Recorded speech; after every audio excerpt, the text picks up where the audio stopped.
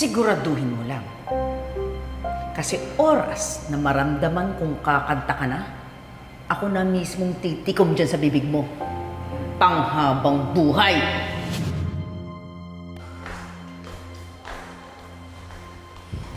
Justine! Ano? Ready ka na? Para sa ating mother-daughter bonding mamaya? Yes, Mommy. You know, anak, I am so happy. Sobrang happy ko na para bang kahit kunin na ako mamaya, okay lang eh.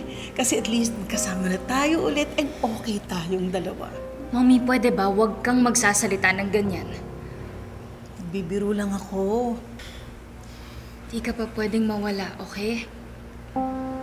We're just starting again. Marami pa tayong gagawing memories at bonding together. I know. Sinabi ko lang naman yun kasi hindi ko talaga ma-describe ang sobrang happiness ko. You made me so happy. Thank you.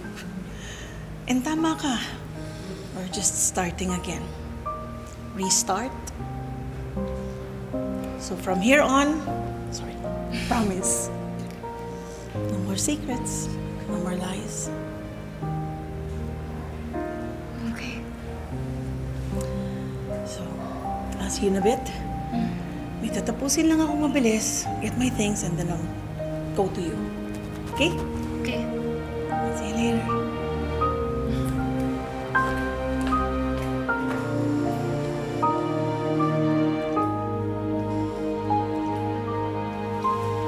Payakap nga.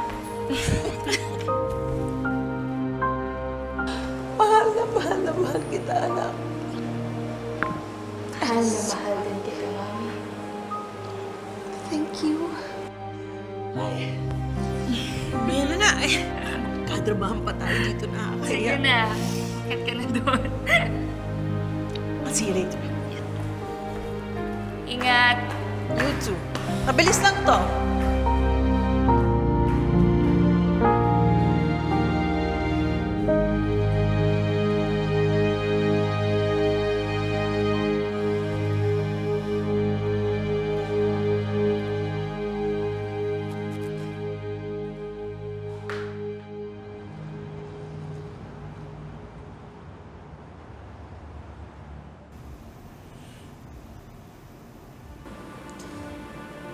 Lola, magpagaling po kayo, ha? Pagising po ninyo, papasyal po tayo. I love you.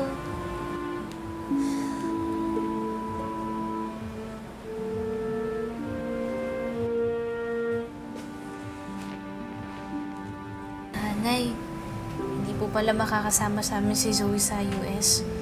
Expired daw po kasi yung visa niya, eh. Mabuti na rin siguro yun, anak. Dahil sigurado akong mag-aaway na naman kayo pagdating ninyo sa Amerika.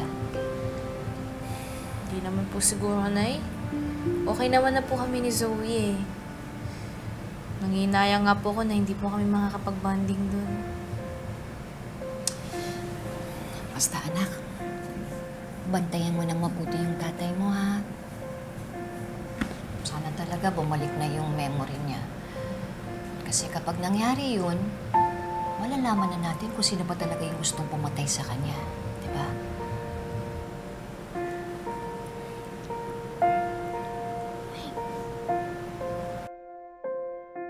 Chang! Chang! Chang! Kamusta po kayo? Ito po si Annalyn.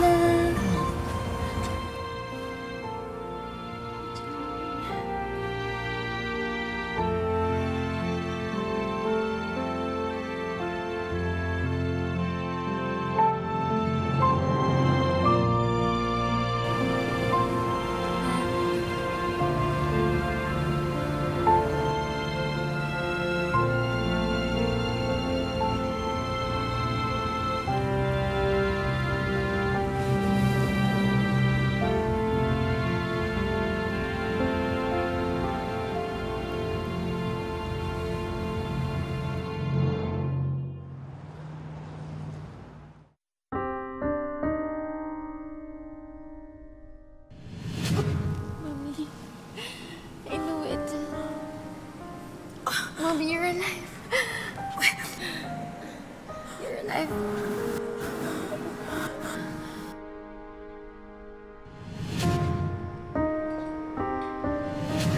Gustong-gusto ko na po kayo mayakap.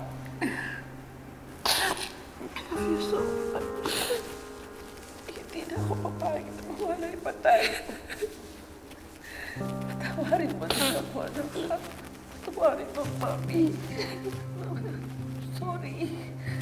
Sorry din, anak. Mahal kita, mahal na mahal ka na, okay? I love you so much. Mahal na mahal din po kita.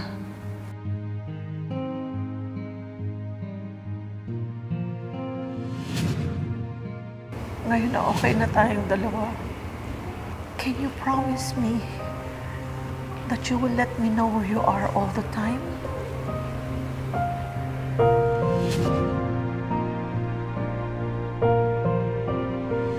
You made me so happy. Thank you. And tama ka. We're just starting again. Restart. So from here on, promise. No more secrets. No more lies.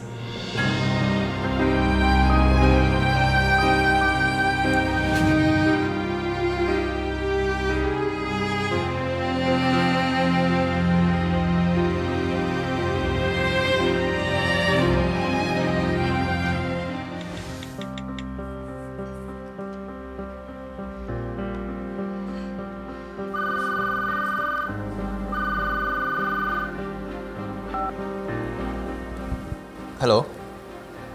Sino to? Si Justin po to. Justin, napatawag ka? Tito, pwede po ba tayo magkita? May sasabihin lang po ako sa inyo. Importante po to. Kailangan niyo pong malaman. Sige, okay. Pero bakit sa akin? Ba't hindi ka tumawag sa mami mo? Nag-away ba kayo? Is there something wrong? Tito RJ, ngayon lang po kasi kami naging okay ni Mommy. Sigurado po ako pag sinabi ko sa kanya tong nalalaman ko, magagalit po siya sa akin. Hindi naman siguro.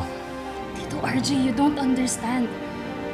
Kailangan po natin magkita. Kailangan ko po sa inyo masabi lahat-lahat ng nalalaman ko. Please.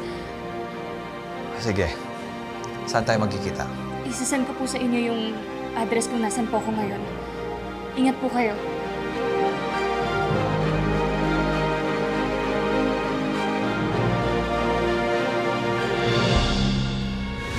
O Beng, magkikita daw kayo ni Justin mamaya. Actually, magkasama na kami ngayon. At naririnig ka niya. May gusto daw siya sabihin sa atin tungkol sa family natin. Ano yun? This concerns not only you, pero pati na rin sina Tita Lynette at si Annalyn. Basta wag na wag mong idadamay si Robert. Si Justin lang ang target mo. Zoe?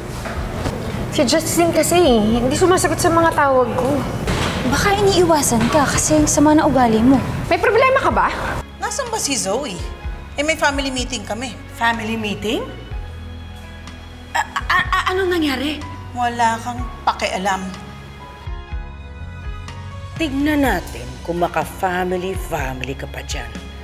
Kapag bangkay na ni Justin ang dumating dito.